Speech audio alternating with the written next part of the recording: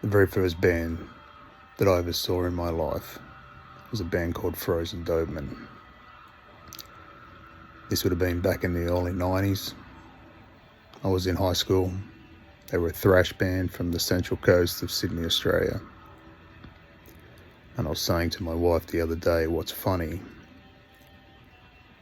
is that the last band that I had contact with before I left Sydney was DOBERMAN. It's kind of weird, right? The album they had out at the time was an EP called Dying Phase, which was like your forbidden thrash metal.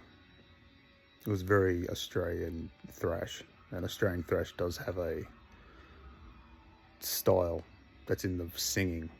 It's delivered differently.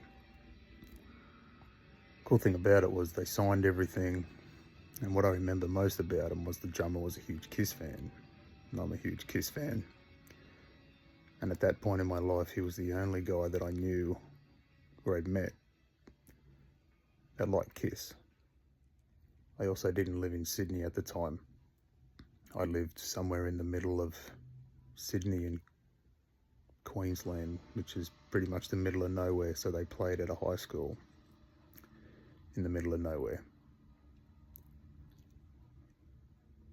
And it's just funny that the band that introduced me to,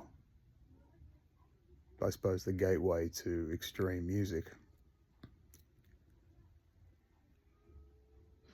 was the last band that I would have had any interaction with, having not known, I guess, that I would never be returning to Australia.